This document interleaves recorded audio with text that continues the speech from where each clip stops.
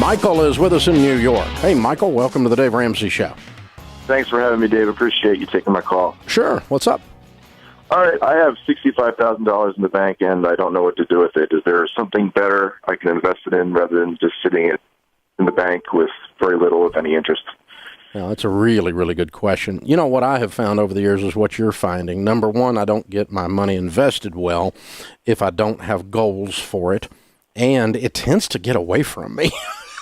Okay. It just waters away, just kind of drips away. So we tell folks to always have an assignment, a mission for every dollar. The way we figure out how to do that is a system we developed years ago called the baby steps. And depending on where you are in the baby steps is how I would utilize the money.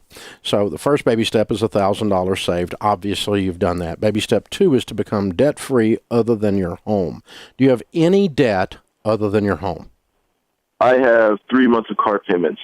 That's it. And I'm done with that car. It's a Civic, so it's what is the balance on the car, the payoff? About, for the 3 months, it's $540 a month times 3 months, so it's about a little over $1,500. Okay. I would write a check today and pay that off. That's the first thing I would do. Then that's baby step 2. Baby step 3 is to have an emergency fund, grandma's rainy day fund, of 3 to 6 months of expenses.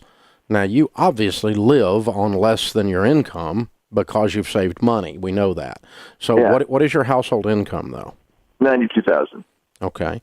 And so if we said your expenses were $5,000 or $6,000, that you could survive on that a month if you had to, in bad case.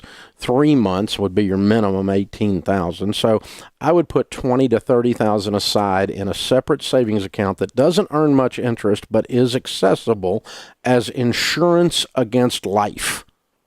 Grandma's rainy day fund. You know what I'm talking about. Okay. Yeah. You pick that number, 20 to 30 minimum, though, somewhere in there. You can go a little larger if you want, but 3 to 6 months of expenses. And you see how I did that. I said 6 times 3 is 18, right?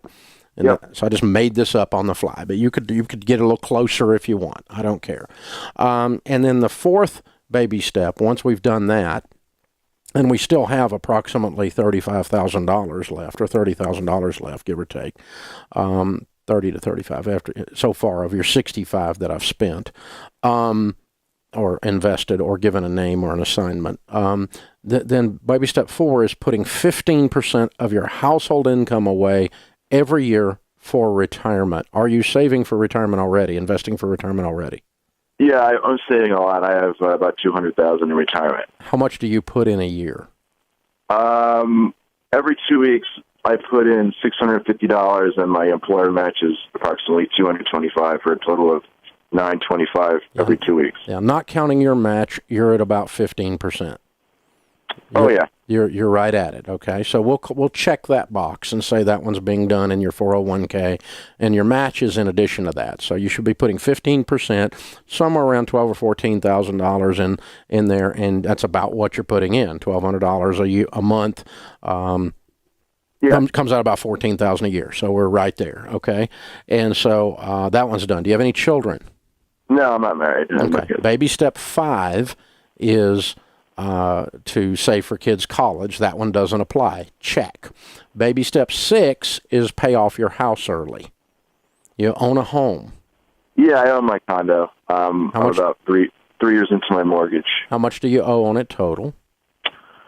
$135,000. Okay. All right. I would throw the other 30 or so we've got at that then, after we've got the emergency fund in place and after the car is paid off, and both of those things happen today. As a matter of fact, all 3 checks could be written today. And then what I would do is, out of your budget, any found money out of your budget, and you're a good saver, so this comes natural to you. I would do a little calculation and say, okay, I got about $100 left on my house.